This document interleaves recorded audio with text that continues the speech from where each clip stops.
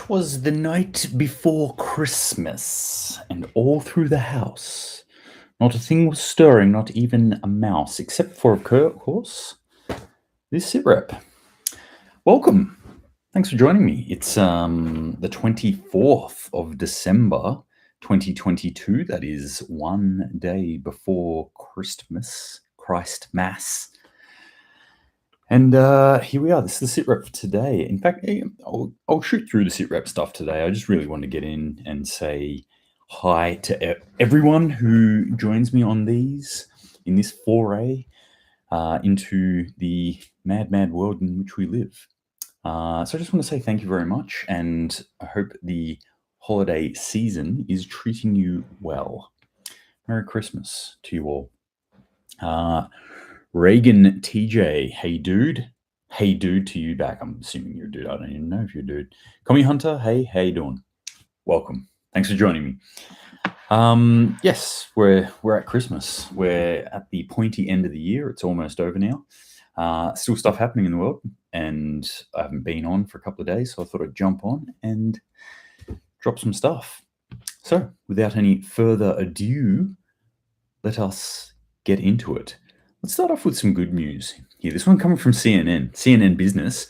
3M, which is a huge, arguably one of the biggest chemical making companies in the world, I think it might be the biggest, is going to stop making hazardous forever chemicals starting in 2025. There is a list of them here. I'm not really going to go through them, but I read that and I'm like, hey, that's pretty good news.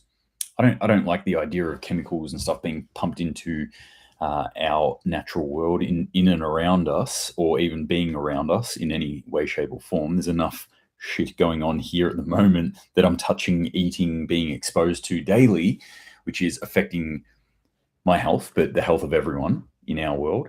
So, you know, when we can take a step back from some of those things, I'm always happy about that. So 3M, hopefully, taking a step back and going, maybe we can do things a little bit differently and not poison human beings so much. Let's just poison them a little. Good stuff happening there. All right, all my friends in the US, you are getting battered right now by some extreme cold weather. If you've ever listened to these before, you know I like to point out weather effects on people. Obviously, it is warm where I am right now. Thank God that the heat has actually come, and we didn't miss out on a summer again down here in Australia. We're actually starting to get some heat where I live. And it's quite nice. High 20s today. No, mid-20s? Mid-20s today. Going to get into high 20s tomorrow for Christmas Day. It's exciting stuff. Right now, I'm just talking numbers. If you're from the US, you're like, what does that even mean? 20s freezing. No. In Celsius, what I like to call the logical system, that's quite warm. Yeah, it's nice. I'm going to say like 85, 90, somewhere around there in the Fahrenheits. But anyway, it is freezing at the moment, getting battered by some sort of storm cell, which is sweeping a huge parts of the country. I mainly know this because I'm a massive fan of NFL and play fantasy football, and I'm in the finals this week. So I'm like tracking what the weather's doing because it's going to affect everything within that space. But I'm also thinking about all the people who live in the US, all my friends from the US, everyone who listens to this from the US, and sending you some well wishes and some warm feelings and prayers to you tonight, hoping that you're not being battered by this. Apparently there's up to 1.5 million people without power at the moment. And for a lot of people in the world, without power means without heat, without the ability to cook food, without lights and things like that. Yet another reason why you want to have backup generators, why you want to have backup storage batteries and things like that for this sort of disaster. And that's what this looks like, is an actual natural disaster, not just a winter storm, but something that's being described as once in a generation. What's a generation? Like 30 years, I guess? How many once in a generation, once in a lifetime events have happened in the last 5 to 10 years? That's the question I ask. Anyway, thinking about people over there, and again, a nice little clue for us to go, hey, weather, it's trending somewhere and we need to think about it. Let's jump over to Ukraine now, Biden administration has said they're going to send Patriot missile systems into the Ukraine. This is a big step up. This is, for those of you who are following this, the shenanigans that have been happening over there, this is something that's been a bit like, will it happen? Will it not happen? Well, it's definitely happening. Patriot missile systems, I'm not going to go to the ins and outs of it tonight. It's a big deal, though. Hi, I'm Patriot Missile System. I'm kind of a big deal.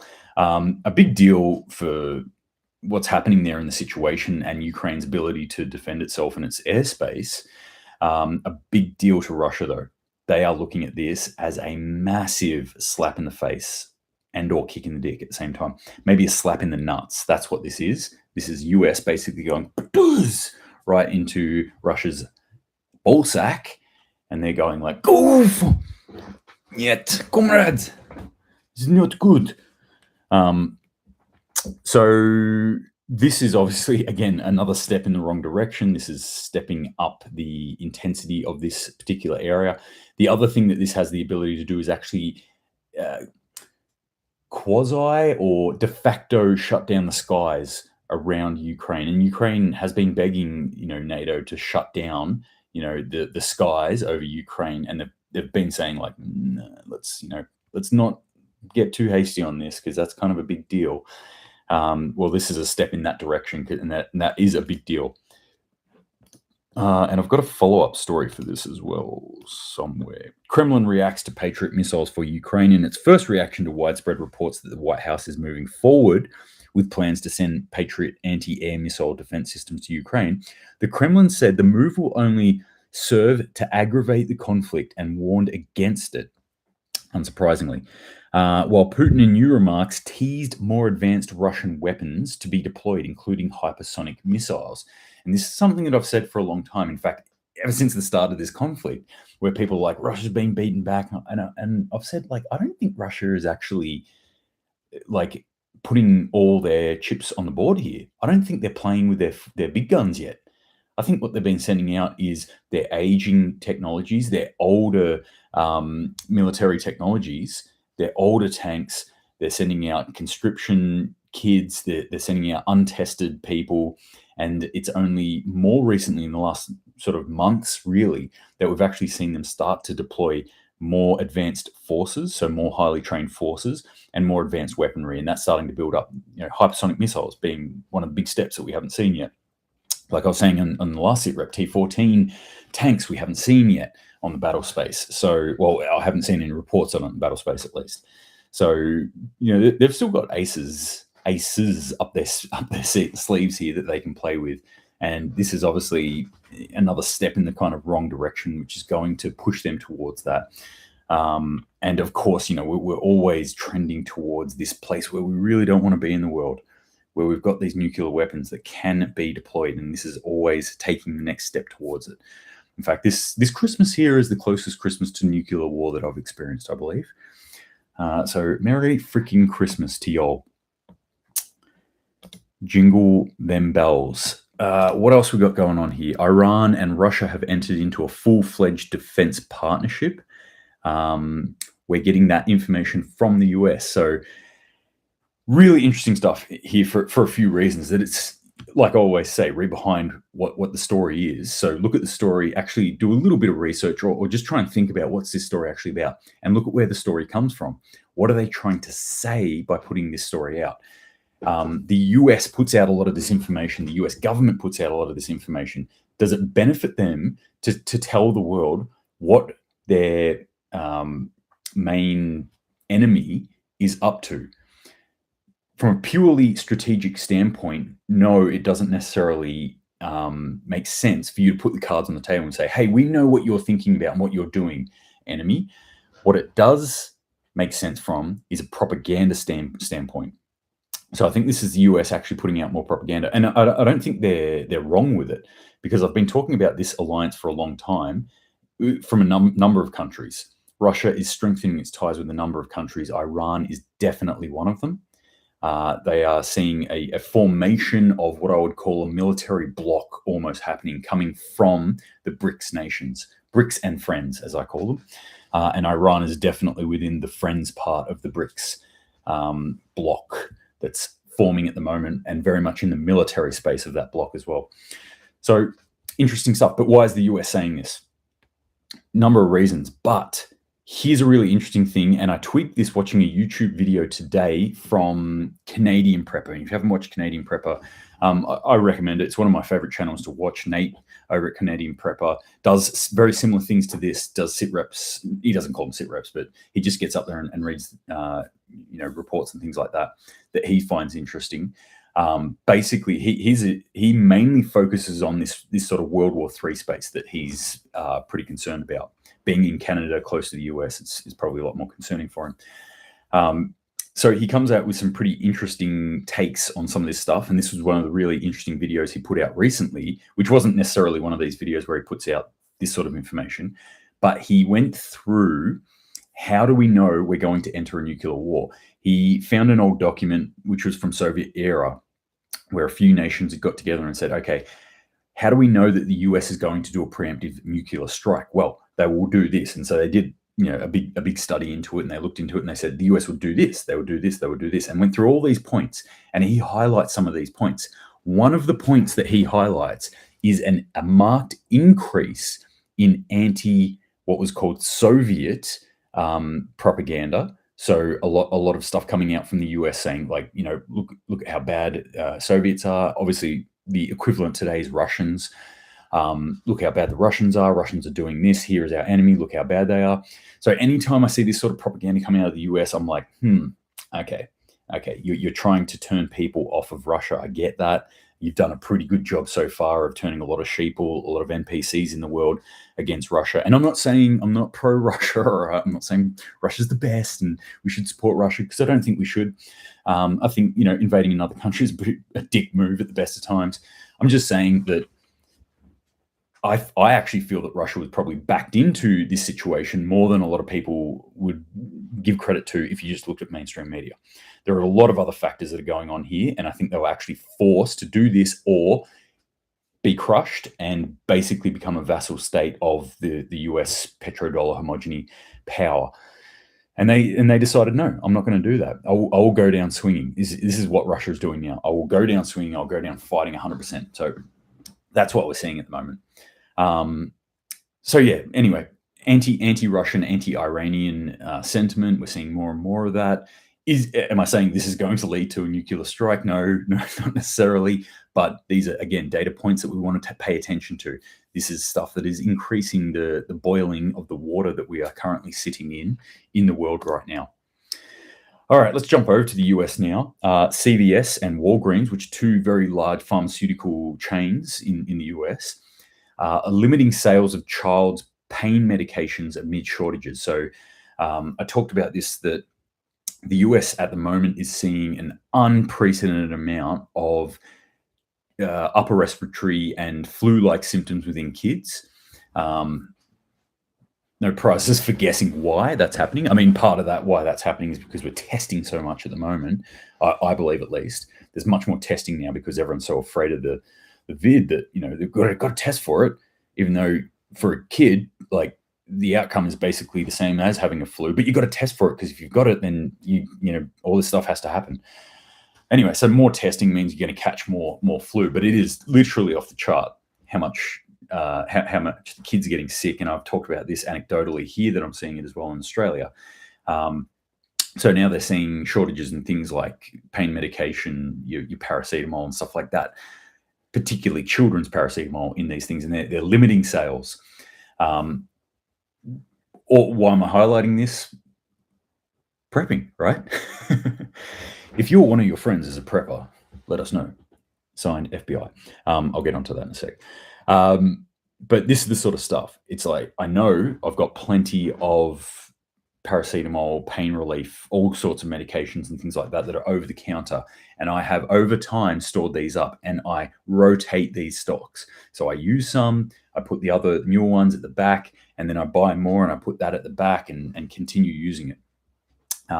But if I went to the chemist today and said, hey, I need some paracetamol, and they said, no, we're out of paracetamol, we can't sell you any, or we're limiting it, I'd be like, oh, okay, that's actually okay. I've got X amount of months worth in my house if shit comes to trumps, as it were.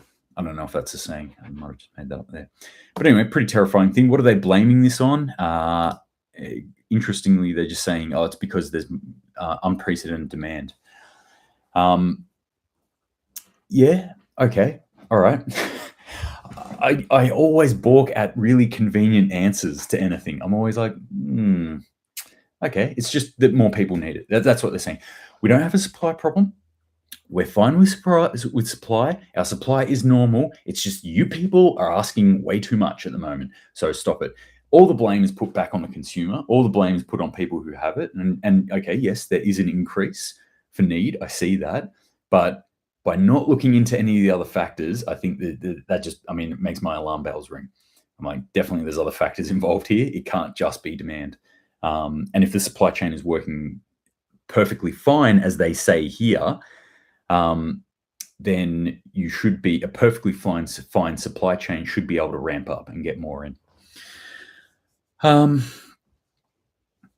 SpyScale27 says, are the executions of Iranian protesters actually happening, or MSM propaganda to keep Iran as the enemy of free speech? And this is another thing. Isn't it interesting? Like you could not pay for information from places like Syria, from places like Iraq, from places like Iran, all throughout the Middle East, right? And these are areas that I've been to, so I'm always seeking information because I have an interest in it for the people who were there. Rewind 6 months, 12 months, 2 years ago, and you wouldn't hear anything of these apart from something going on in a war zone that we're involved in, right? All of a sudden, it's this huge thing like, oh, look at what they're doing on Iran. And I've mentioned this before. How many times have you seen Iran in the news lately? Way too much. Methinketh thy lady doth protest too much. US, I'm looking at you, the US government in particular. It's clearly like, I can't, it has to be a propaganda campaign at this point. Just the amount that Iran is in the media at the moment, and I haven't tracked this. I'm sure there is a way that you can do it if someone out there is smarter than me, which is probably most of you who are listening to this. If you're smarter than me and you know how to track the mentions of Iran in media or in Google searches or something like that over time, I'm sure we would find a steady increase in it. Charlie Cause says, I stocked up 8 months ago on painkillers. Thank God I have around 40 packs. Excellent work. Everyone is in pain due to side effects. Yeah, well, there's that too, isn't there? And why are we getting more colds right now? Why are people getting more flu? I don't know. Who could foresee this happening? Nobody, except those crazy tinfoil hat kids. All right, skip over that. Let's jump over to India now. India, China. This has been in the news a little bit lately as well. India boosts unprecedented troop deployment on Chinese border. So we've seen an increase in the tension between India and China. I'm not going to delve into the story too much. Just a little flash up here again as another little data point. Like more going on in the world than just Ukraine. Keep your eye on the other stuff that's happening as well. Don't be blindsided. This one here was sent to me from my main source through Instagram. Really interesting little story, and I'll just give you the snapshot that he gave me. Greece closed its airspace to flights from Belarus and banned flights to it. The move comes as fears grow of Belarus's involvement in the Ukraine war and as major announcements are expected from Minsk. So interesting stuff. And the question is asked here, what do the Greeks know? What's going on there? Why are they closing their airspace? Why are they banning flights from Belarus? Is it just preemptive? Maybe it is.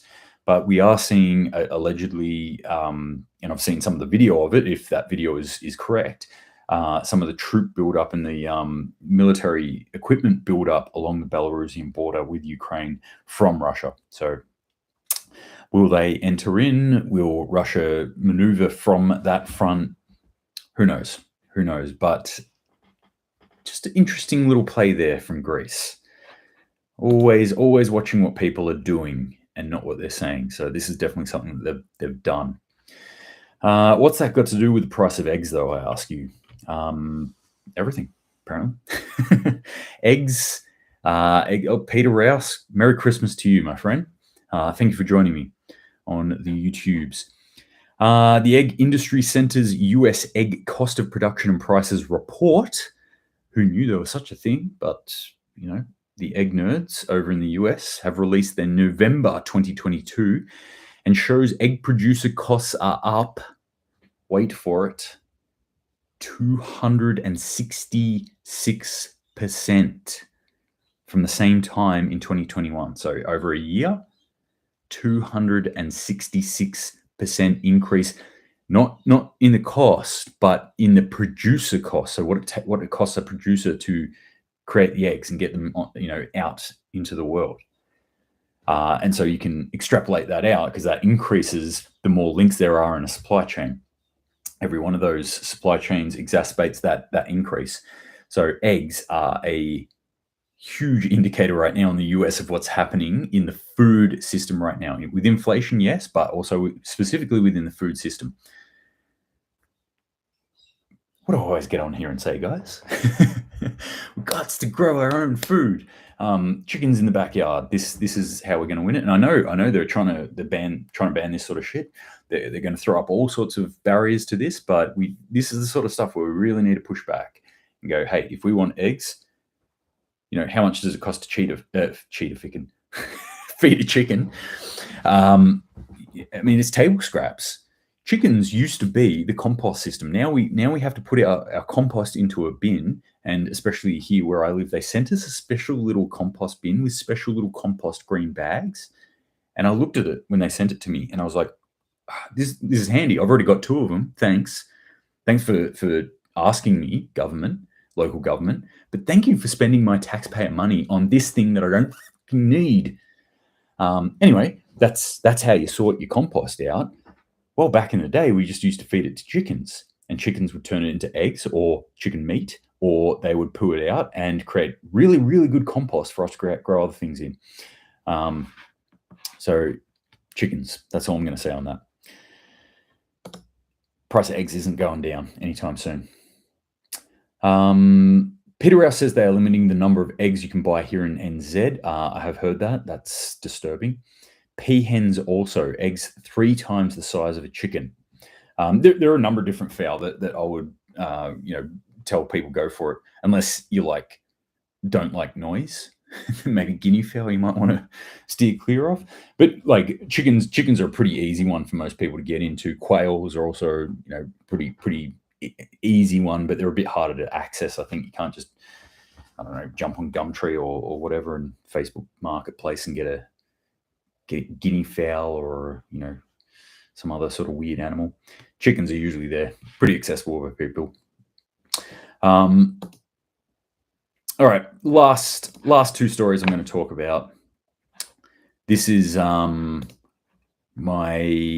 WTF Christmas edition. Not that these have anything to do with Christmas. All right, so I get up here and I've just talked about all these things that we've talked about here. We've had weather effects in the US. We've had war in Ukraine. We've had build-up of tension in India. We've had food prices. We've had all sorts of stuff that's going crazy. What are people concerned about? What will drive people out onto the streets in mass numbers? And I'm not talking about 10,000 people. I'm not talking about hundreds of thousands of people. I'm talking about millions of people. 4 million people hit the streets. All right. There were other resources that had to be deployed because of this mass of people that hit the streets. And what was it about? It was about the Argentinian football team.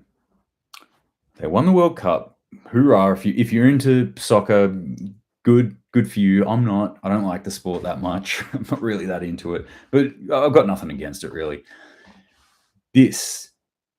Your national team coming home just drove 4 million people into the streets. They swarmed the team, and a helicopter had to be deployed to pick up Messi to get him out of there. Great football player, by the way.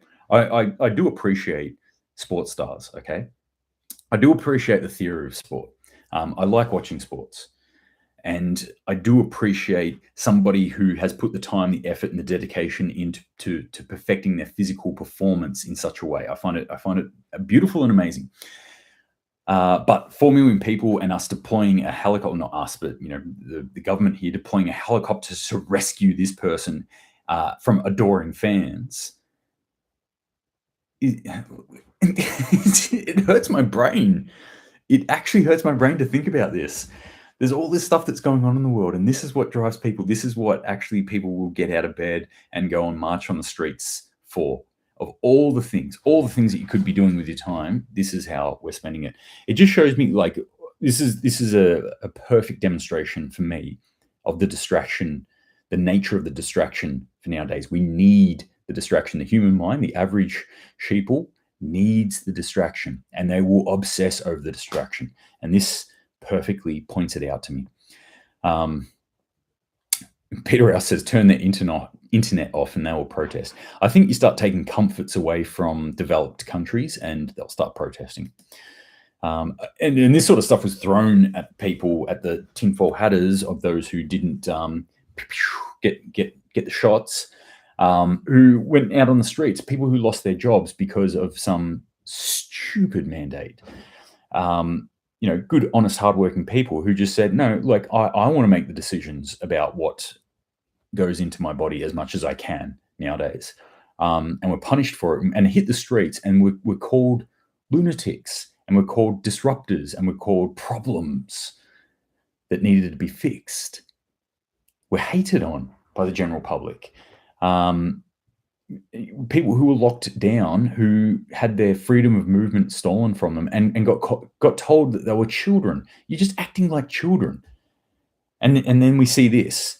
People, like 4 million people hit the streets, and people are like, oh, isn't it great that Argentina won? Oh, man. That doesn't disturb you at all? Like, madness. All right, so I've talked a bit about war, right? Now, I've actually fought in a war, right? I'm one of those people. I'm ex-military. I was in special forces. I went over. I fought in Afghanistan. I was in combat. So I have a little bit of an understanding of what it takes to be in this situation. What do you need to fight a war? If we're heading towards war, what do we actually need? Do we need robot dogs that shoot guns? Do we need more nukes? Do we need bombers?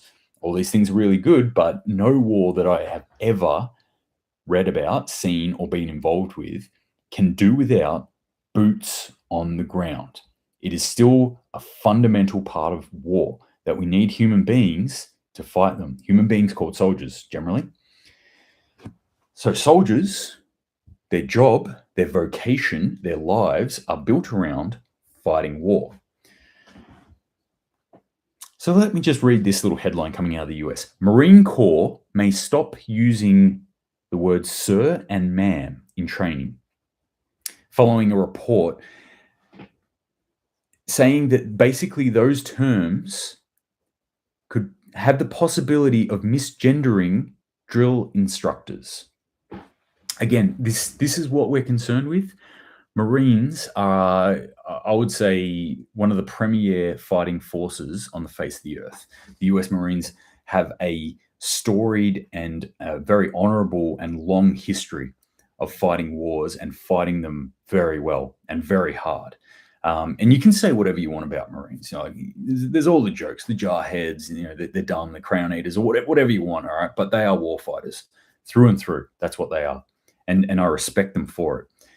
The fact that this is the sort of stuff that's concerning their headshed, that like, oh, we might have to stop using the word sir and ma'am. It's like, what clown world do we live in right now? What is happening? Have you seen the enemy? The alleged enemy that you keep talking about? This big, bad Russian threat, this huge Chinese juggernaut dragon that's going to consume the world. Have you seen the size of their army? Have you seen the capabilities of those armies? Because it's quite impressive, really. And here's what we're concerned about. And I'm not saying, that what they're talking about here is right or wrong. That's totally not I'm not even caring about that, to be honest.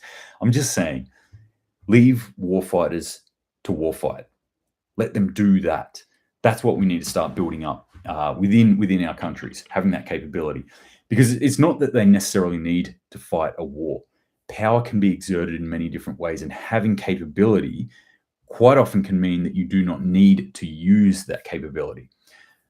But I'm reading this sort of stuff, And I can guarantee you the enemy is reading this sort of stuff. The enemy is reading this sort of stuff too. And they're just going, this is good.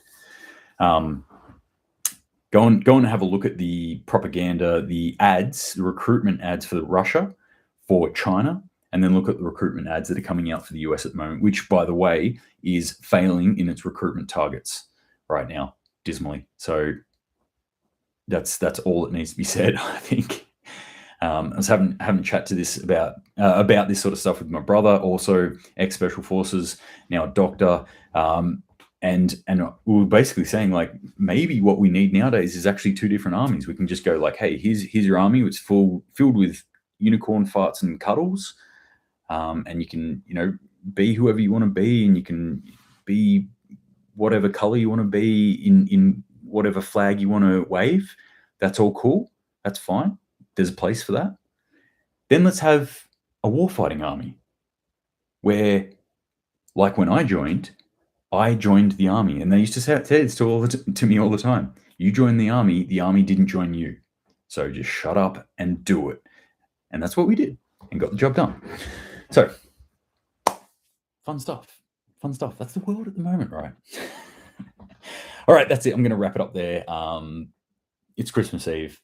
I got family stuff going on. So wherever you are, I hope you're safe. I hope you're warm if you're in the US. I hope that you've got food, that you've got loved ones, or that you know that you are loved.